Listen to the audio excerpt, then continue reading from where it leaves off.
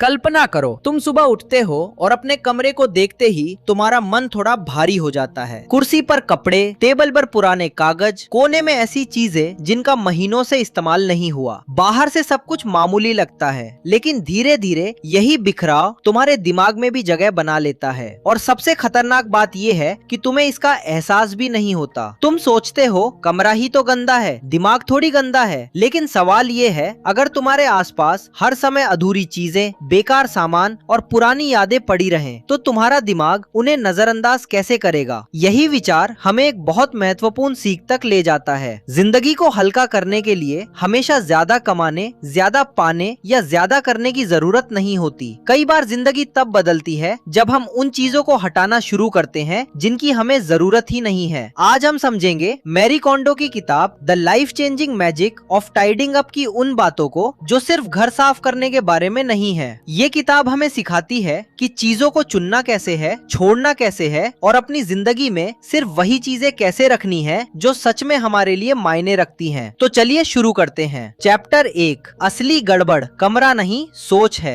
हम में से ज्यादातर लोग सफाई को सिर्फ सफाई समझते हैं। हमें लगता है कि जब घर में धूल होगी, चीजें फैली होंगी या अलमारी भरी होगी तभी सफाई की जरूरत है। लेकिन बिखरा हुआ कमरा सिर्फ देखने में खराब नहीं लगता, वो हमारे ध्यान पर भी असर डाल सकता है। जब तुम्हारी टेबल पर 10 चीजें पड़ी हैं, तो दिमाग हर चीज को नोटिस करता है। जब कमरे में कपड़े पड़े हैं, तो दिमाग उन्हें देखता है। जब अलमारी जरूरत से ज्यादा भरी है, तो हर बार कुछ निकालते समय तुम्हें कई चीजों के बीच से चुनाव करना पड़ता है। एक एक चीज बहुत छोटी लगती है, लेकिन छोटी छोटी चीजें मिलकर मानसिक थकान पैदा कर सकती हैं। इसीलिए कभी कभी ऐसा होता है कि तुमने दिन भर कोई बहुत बड़ा काम नहीं किया, फिर भी शाम तक थक जाते हो सकता है समस्या सिर्फ काम की मात्रा नहीं, बल्कि आसपास की लगातार अव्यवस्था भी हो। अब अपने कमरे को ध्यान से देखो। क्या वहाँ ऐसी चीजें हैं जिन्हें तुम महीनों से छू भी नहीं रहे? क्या ऐसे कपड़े हैं जिन्हें तुम सिर्फ इसलिए रखे हुए हो क्योंकि शायद कभी पहनोगे? क्या ऐसी किताबें हैं जिन्हें पढ़ने का इरादा तो है लेकिन सालों से पढ़ी नहीं? क्या पुराने डिब्बे, कागज, तार, सामान या छोटी छोटी चीजें सिर्फ इसलिए पड़ी है क्योंकि उन्हें हटाने का समय नहीं मिला? यहीं से बदलाव शुरू होता है। सफाई का मतलब सिर्फ चीजों को एक जगह से दूसरी जगह रखना नहीं है। सफाई का मतलब है फैसला करना, क्या ये चीज मेरी जिंदगी में रहनी चाहिए? और अगर इसका जवाब नहीं है तो उसे सिर्फ इसलिए पकड़े रहना क्यों? चैप्टर 2, कम चीजें ज्यादा शांति। हम अक्सर सोचते हैं कि ज्यादा सामान मतलब ज्यादा सुविधा, लेकिन हर चीज जो हमारे पास आती है उसके साथ थोड़ी जिम्मेदारी भी आती है। उसे रखना है, उसे साफ करना है, उसे व्यवस्थित करना है, उसे ढूंढना है, कभी कभी उसकी मरम्मत करनी है और सबसे बड़ी बात उसके लिए जगह बनानी है। इसीलिए चीजें सिर्फ जगह नहीं घेरती, वे हमारा ध्यान भी लेती हैं। मान लो तुम्हारे पास 10 शर्ट हैं और तुम रोज सिर्फ 3 पहनते हो, बाकी 7 शर्ट अलमारी में सिर्फ जगह घेर रही हैं। अब अगर तुम्हारे पास 30 शर्ट हो तो क्या तुम्हारी जिंदगी 30 गुना बेहतर हो जाएगी? शायद नहीं, बल्कि हर सुबह सवाल बढ़ जाएंगे, आज क्या पहनूं? यही बात जूते, किताबें, गैजेट्स, कागज, बर्तन और बाकी सामान पर भी लागू होती है। कई बार हम चीजें इसलिए नहीं रखते क्योंकि हमें उनकी जरूरत है, हम उन्हें इसलिए रखते हैं क्योंकि उन्हें हटाने का फैसला लेना मुश्किल लगता है। यही अंतर बहुत महत्वपूर्ण है। हमारा लक्ष्य ज्यादा चीजें रखना नहीं होना चाहिए, हमारा लक्ष्य सही चीजें रखना होना चाहिए। ऐसी चीजें जिनका इस्तेमाल हम करते हैं, ऐसी चीजें जिन्हें देखकर अच्छा लगता है, ऐसी चीजें जिनका हमारे वर्तमान जीवन में कोई अर्थ है। जब कमरे में सिर्फ जरूरी और पसंद की चीजें बचती हैं, तो अचानक खाली जगह दिखाई देने लगती है। और खाली जगह डरावनी नहीं होती, खाली जगह सांस लेने की जगह होती है। चैप्टर 3, सफाई कमरे के हिसाब से नहीं, चीजों के हिसाब से। अब सवाल है कि सफाई शुरू कैसे करें? ज्यादातर लोग कमरे के हिसाब से सफाई करते हैं। आज बेडरूम, कल ड्रॉर, फिर टेबल, फिर अलमारी। कुछ दिनों बाद वही सामान फिर से बिखर जाता है। सवाल ये भी नहीं है कि कभी काम आ सकती है या नहीं, सवाल है क्या ये चीज आज मेरी जिंदगी में खुशी, उपयोग या अर्थ लेकर आती है? अगर जवाब हाँ है तो रखो, अगर जवाब साफ नहीं है तो थोड़ा रुककर सोचो, क्योंकि कई बार हमारा दिमाग तुरंत बहाने बनाने लगता है। ये महंगी थी, किसी ने गिफ्ट दी थी, कभी जरूरत पड़ सकती है, अभी तो ठीक है, शायद वजन कम हो जाए तो पहनूंगा, शायद बाद में पढ़ूंगा। यही शायद हमारे घर को भरता जाता है। एक चीज रखी, फिर दूसरी, फिर तीसरी, और धीरे धीरे हमारे पास ऐसी चीजों का संग्रह हो जाता है जिनका हमारे वर्तमान जीवन से कोई संबंध संबंध नहीं है। इसलिए फैसला सिर्फ वस्तु पर नहीं, अपने वर्तमान जीवन पर करो। तुम आज कौन हो, तुम्हारी जिंदगी आज कैसी है, और क्या ये चीज उस जिंदगी में सच में जगह बनाती है। चैप्टर 5, गिल्ट को समझो, उससे भागो मत। किसी चीज को छोड़ते समय हमें अपराध बोध हो सकता है, खासकर तब जब वो किसी ने गिफ्ट दी हो।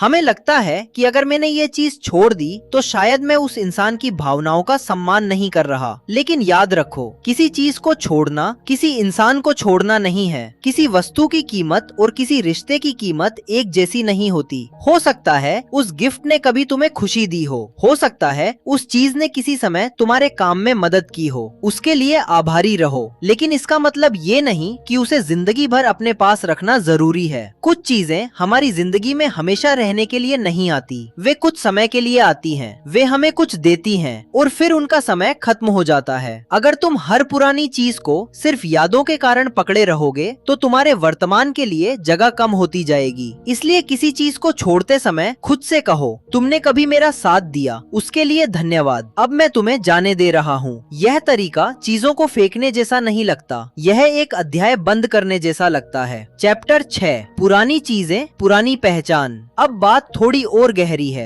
हम सिर्फ चीजें नहीं रखते, हम अपनी पुरानी पहचान भी संभाल कर रखते हैं। कुछ कपड़े ऐसे होते हैं जिन्हें हम इसलिए नहीं छोड़ते क्योंकि हमें उम्मीद होती है कि एक दिन हम फिर वैसे हो जाएंगे जैसे पहले थे। कुछ चीजें हमारे पुराने सपनों की याद होती है, कुछ सामान किसी पुराने रिश्ते की याद दिलाता है, कुछ चीजें उस समय की होती हैं जब हम खुश थे, और फिर हम सोचते हैं अगर मैंने इसे छोड़ दिया तो मेरी याद भी चली जाएगी। लेकिन यादें चीजों के अंदर बंद नहीं रहती, यादें हमारे अंदर रहती हैं। तुम्हें किसी पुराने दोस्त की याद रखने के लिए उसकी हर वस्तु अपने पास रखना जरूरी नहीं है। तुम्हें अपने पुराने जीवन का सम्मान करने के लिए उसके हर सामान को बचाकर रखना जरूरी नहीं है। कभी कभी चीजों को छोड़ना अपने अतीत का अपमान नहीं होता, यह अपने भविष्य को जगह देना होता है। सोचो, अगर तुम्हारा पूरा कमरा तुम्हारे पुराने जीवन से भरा है तो नए जीवन के लिए जगह कहाँ है, नई आदत के लिए जगह कहाँ है, नई सोच के लिए जगह कहाँ है, नए अनुभव के लिए जगह कहाँ है। इसीलिए कभी कभी सफाई सिर्फ घर नहीं बदलती, वह यह बताती है कि तुम अब किस दिशा में जाना चाहते हो। चैप्टर 7, यादों वाली चीजें सबसे मुश्किल होती हैं। कपड़े छोड़ना आसान हो सकता है, पुराने कागज छोड़ना भी संभव है, लेकिन यादों से जुड़ी चीजों को छोड़ना बहुत मुश्किल लगता है। पुरानी फोटो, पुराने पत्र, स्कूल की चीजें, पुरस्कार, किसी खास इंसान की वस्तु। हम सोचते हैं कि अगर इन्हें छोड़ दिया तो हमारी कहानी खत्म हो जाएगी, लेकिन कहानी चीजों में नहीं रहती। तुम्हारी जिंदगी में जो हुआ वह तुम्हारा हिस्सा बन चुका है। किसी पुरानी फोटो को देखकर याद आना अच्छी बात है, लेकिन हर पुरानी चीज को संभाल कर रखना जरूरी नहीं। अगर कोई वस्तु तुम्हें सच में खुशी देती है उसे रखो, लेकिन अगर वह सिर्फ अपराध बोध, दुख या पुराने समय की पकड़ बन चुकी है तो उसके बारे में ईमानदारी से सोचो। तुम्हें हर चीज को बचाकर अपनी यादों की रक्षा नहीं करनी है, तुम्हें अपनी यादों को जीना है। चैप्टर 8, छोड़ना हारना नहीं है। हमारे मन में एक अजीब धारणा होती है, हमें लगता है कि अगर कोई चीज हमारे पास आ गई तो उसे छोड़ना नुकसान है। हम कहते हैं मैंने पैसे दिए हैं, मैंने मेहनत से खरीदा है, यह इतनी आसानी से नहीं मिला था, लेकिन पैसा खर्च हो चुका है। तुम्हारे पास आज उस वस्तु को रखने या छोड़ने का फैसला है। जो पैसा पहले खर्च हो गया वह सिर्फ चीज को रखने से वापस नहीं आएगा, इसलिए फैसला इस आधार पर करो कि वह चीज आज तुम्हारे लिए क्या मायने रखती है। यही बात पुराने फैसलों पर भी लागू होती है। और यही सवाल बहुत बड़ी सुरक्षा बन जाता है, क्योंकि अगर तुम लगातार नई चीजें लाते रहोगे और पुरानी चीजें नहीं हटाओगे तो कुछ समय बाद फिर वही बिखराव लौट आएगा। इसलिए असली बदलाव सिर्फ सफाई करने में नहीं है, असली बदलाव है नई चीजों के बारे में समझदारी से फैसला करना।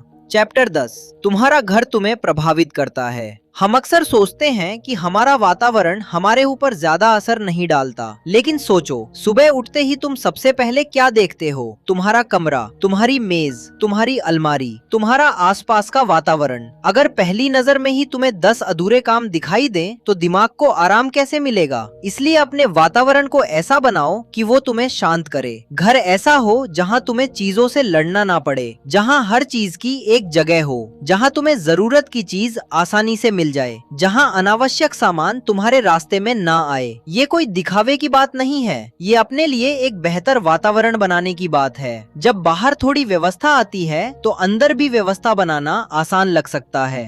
चैप्टर 11, कम चीजें लेकिन बेहतर चीजें। सादगी का मतलब ये नहीं कि तुम्हारे पास कुछ भी नहीं होना चाहिए। सादगी का मतलब है कि तुम्हारे पास वही हो जिसकी तुम्हें जरूरत है और जिसे तुम सच में पसंद करते हो। अगर तुम्हें कोई किताब बहुत पसंद है, उसे रखो। अगर कोई कपड़ा तुम्हें आत्मविश्वास देता है, उसे रखो। अगर कोई वस्तु तुम्हारे लिए भावनात्मक रूप से महत्वपूर्ण है, उसे संभाल कर रखो। समस्या चीजों की संख्या मात्र नहीं है। समस्या तब होती है जब चीजों की संख्या तुम्हारी जिंदगी को नियंत्रित करने लगे, जब अलमारी तुम्हें परेशान करे, जब सामान साफ करने में ही बहुत समय चला जाए, जब घर में जगह से ज्यादा चीजें हों, तब हमें रुककर देखना चाहिए कि आखिर हम जमा क्या कर रहे हैं और क्यों। क्योंकि जिंदगी का उद्देश्य चीजों की देखभाल करना नहीं है, चीजें हमारे जीवन को बेहतर बनाने के लिए हैं। चैप्टर 12, खाली जगह की ताकत। अब उस चीज की बात करते हैं जिसे हम अक्सर बेकार समझते हैं, खाली जगह। हमें खाली शेल्फ देखकर लगता है कि वहाँ कुछ होना चाहिए, खाली दीवार देखकर लगता है कि कुछ टांगना चाहिए। खाली जगह देखकर हम उसे भरने की कोशिश करते हैं, लेकिन खाली जगह भी एक मूल्य रखती है। खाली जगह कमरे को सांस लेने देती है, खाली समय दिमाग को सोचने देता है, खाली मेज काम पर ध्यान लगाने देती है,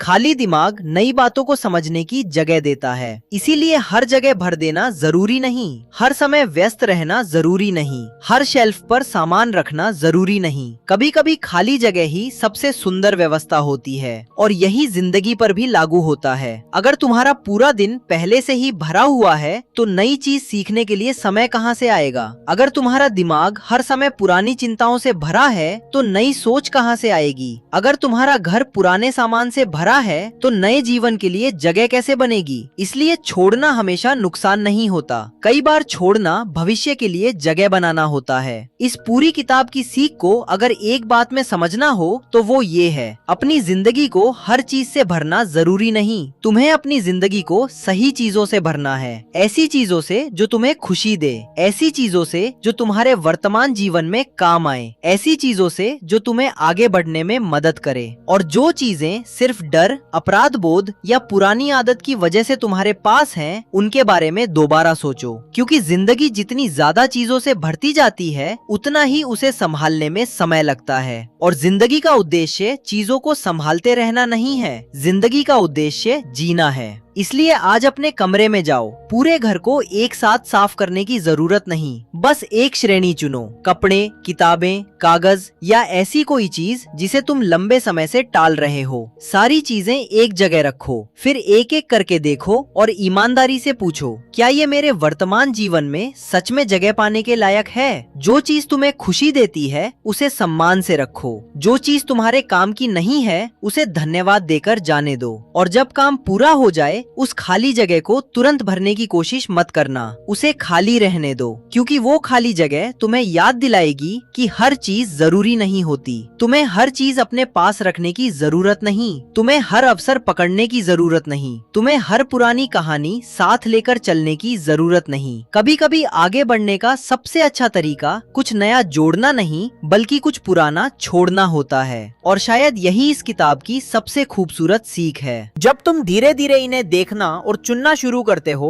तो तुम्हें समझ आता है कि सुकून हमेशा कुछ हासिल करने से नहीं आता, कभी कभी सुकून छोड़ने से आता है। तो आज खुद से एक सवाल पूछो, अगर मुझे अपनी जिंदगी को थोड़ा हल्का करना हो तो मैं सबसे पहले क्या हटाऊंगा। शायद वो तुम्हारी अलमारी में कोई पुराना कपड़ा हो, शायद टेबल पर पड़ा कोई बेकार सामान, शायद कोई ऐसी आदत जो रोज तुम्हारा समय खा रही है, शायद कोई ऐसी सोच जिसे तुम सालों से पकड़े हुए हो। शुरुआत छोटी हो सकती है लेकिन असर बड़ा हो सकता है, क्योंकि बदलाव तब शुरू होता है जब तुम पहली बार ये तय करते हो कि हर चीज को अपनी जिंदगी में जगह देना जरूरी नहीं है। याद रखो, कम चीजें होना गरीबी नहीं है, कम उलझन होना अमीरी है, कम शोर होना शांति है, कम बिखराव होना स्पष्टता है, और अपने जीवन में सही चीजों के लिए जगह बनाना ही असली आजादी है। तो दोस्तों, the life changing magic of tidying up की इस पूरी सीख का सार यही है कि अपने घर को सिर्फ साफ मत करो, अपने चुनावों को भी साफ करो। जो चीज तुम्हें खुशी देती है उसे संभाल कर रखो। जो चीज तुम्हें बिना वजह बोझ देती है उसे छोड़ने का साहस रखो। और याद रखो, जिंदगी में हर खाली जगह को भरना जरूरी नहीं होता। कुछ खाली जगह इसलिए होती हैं ताकि तुम वहां अपनी नई कहानी लिख सको। अगर आज की इस वीडियो से आपको कुछ सीखने को मिला है तो वीडियो को लाइक जरूर करें और चैनल बुक संचार को सब्सक्राइब करें।